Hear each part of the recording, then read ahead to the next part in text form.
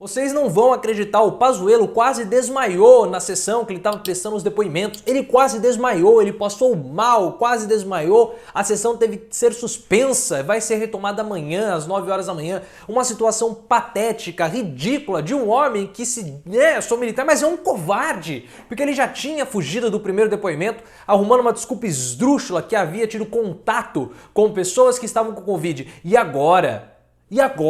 Passar mal. E não, o passar mal que ele teve, o mal-estar que ele teve, é o mesmo mal-estar de algumas pessoas quando tem picada de agulha ou vê o sangue ser tirado. E o Pazuello passou mal porque ele viu a própria prisão vindo, ele viu a morte chegando na frente dele e por isso ele passou mal, teve que ser atendido. Sabe, o Pazuello mentiu o depoimento inteiro. Uma coisa assim ridícula, numa posição de um homem que já não tem mais nada. Que reputação tem Eduardo Pazuello? Para passar essa vergonha na CPI, tentou proteger Bolsonaro, mentiu e depois teve que... Ele falou que ele não passou mal, então quem tá mentindo? Então ele simulou? Assim, eu vou descrever o depoimento. O depoimento foi interrompido, era um depoimento longo. Para você ter uma ideia, Renan Calheiros ficou praticamente 4 horas fazendo as perguntas porque não avançava. Ficou nítido qual era a estratégia de Pazuello. Eu vou trazer para vocês aqui as contradições do Eduardo Pazuello, as mentiras do Pazuello. E a gente vai se preparar para o depoimento amanhã, porque falta muita coisa para acontecer, muita coisa.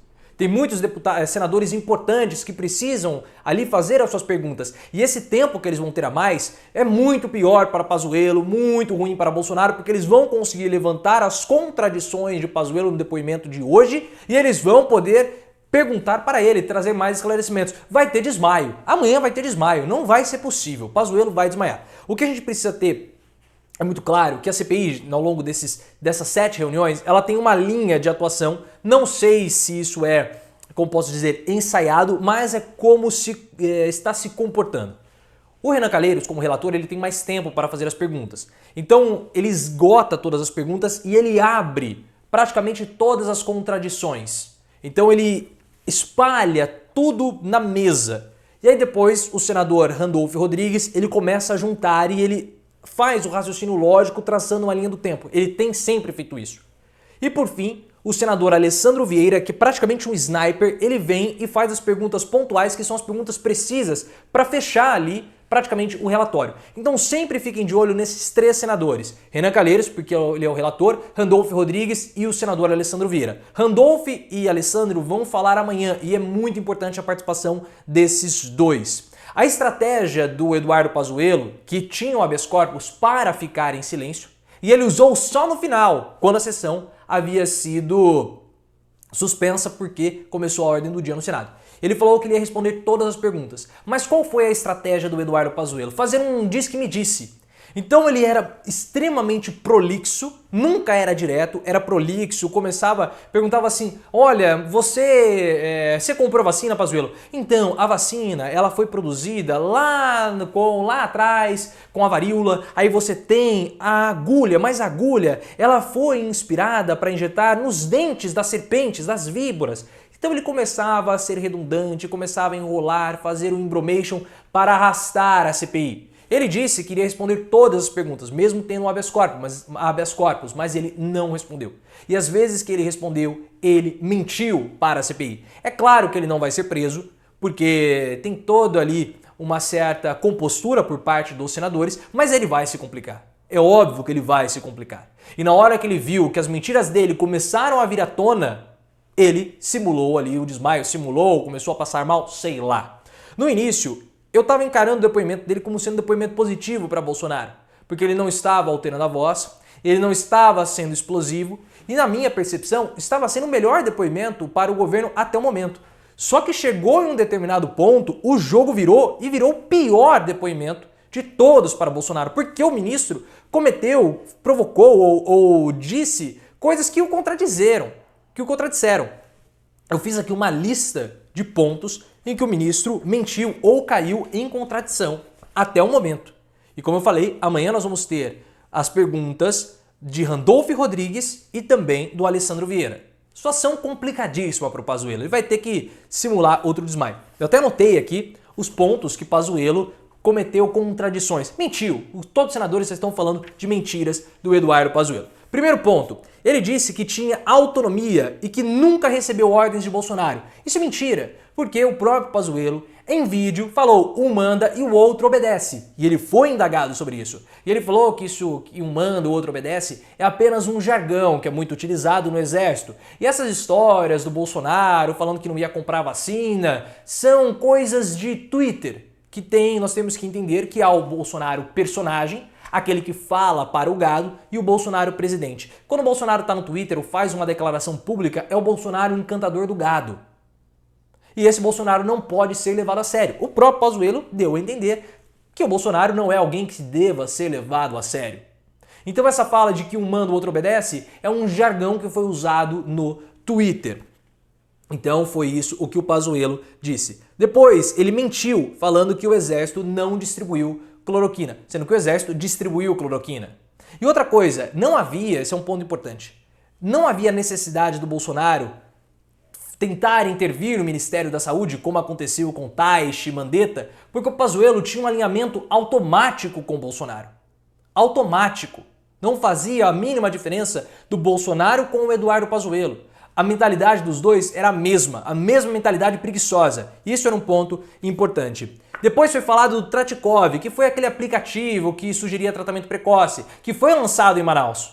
E ele falou que nunca foi ao ar. O que aconteceu é que invadiram o sistema e aí, por ter invadido o sistema, publicaram o aplicativo. Então um hacker publicou o aplicativo Tratikov. Só que o Omar Aziz falou, olha, vocês implementaram isso em Manaus, vocês fizeram uma experiência com as pessoas que estavam morrendo lá. Vocês trataram os manauaras como cobaias humanas. E foi exatamente isso que Eduardo Pazuello, o Ministério da Saúde e o governo Bolsonaro fizeram. Mas temos mais. Ele disse que ele respondeu à Pfizer. Só que o próprio presidente da Pfizer falou que houve um hiato, ele falou, eu tenho 20 respostas para a Pfizer. Só que houve um hiato de setembro até novembro, 3 meses, que não houve nenhum tipo de contato. O Pazuello respondeu que estava negociando. Negociando, Pazuello, faça-me um favor. Essa é uma matéria que eu tive na minha graduação. Se algumas pessoas não sabem, sou formado em administração. Lá tinha negociação. E existem 3 elementos que são básicos e chave em todo o processo de negociação. O primeiro deles é poder. O segundo é informação. E o terceiro é tempo. Nós não tínhamos tempo, tínhamos que ter negociado a Pfizer. Então era uma negociação que o Brasil tinha que acelerar, demorar 3 meses. 3 meses! Sendo que a medida provisória que acertou toda a questão legal foi adotada rápido pelo Senado. Então o Pazuello mais uma vez mentiu, porque ele retardou propositalmente as negociações com a Pfizer. E isso cai por terra a fala do Eduardo Pazuello. Depois, a maior mentira dele, porque nós temos que lembrar, essa CPI é uma CPI para investigar o caos em Manaus. A falta de oxigênio em Manaus. Pazuello foi omisso, assim como Ernesto Araújo falou ontem. Não foi pedido oxigênio para os países fronteiriços, não foi pedida ajuda humanitária. Havia aviões dos Estados Unidos que não foram respondidos pelo Eduardo Pazuello ou tiveram uma demora gigantesca para serem respondidos. E o pior de tudo, Pazuello disse que havia sido informado no dia 10 de janeiro que a situação em Manaus estava no colapso. Porém, dados oficiais do Ministério da Saúde apontaram que Pazuello havia sido informado dias antes. Ou seja, Pazuello mentiu. E nesse momento do depoimento que ele viu a morte, a prisão chegar. Ele viu a cadeia chegar porque ele mentiu. E não é uma questão de dados. E não é a imprensa que está falando, é o próprio Ministério da Saúde que em documentos oficiais demonstraram que Pazuello mentiu para a CPI. Isso é péssimo, obviamente, para Bolsonaro. E pior, ele falou que nunca recebeu ordem para desfazer acordo com o Butantan, mas o presidente do Butantan, o diretor do Butantan, Dimas Covas, desmentiu educadamente Eduardo Pazuello. Então foi um depoimento mentiroso, ele começou a conseguir escapar aqui e acolá em uma estratégia de respostas longas e prolixas, fugindo das respostas, mas ele começou a mentir e os senadores que vieram depois do relator apontaram todas essas mentiras. E quando o Pazuello viu que a batata dele assou, quando o Pazuello viu que a situação dele começou a complicar, ele começou a dar uma de Vladimir Brist em Kubanacan, tô passando mal, tô passando mal, tô passando mal. E o depoimento foi adiado. Aí depois começou a falar, quando começou o burburinho, não, o depoimento tem que ser adiado, ele falou assim, não estou passando mal, é mentira que eu passei mal. Pazuello, seja homem e assuma a sua responsabilidade. Você está se sacrificando pelo Bolsonaro, você vai ser preso, Pazuello, você vai ser responsável também pelo que aconteceu. E ficou provado, você mentiu na CPI, porque o documento oficial do Ministério da Saúde desmente a sua fala a respeito do que aconteceu em Manaus?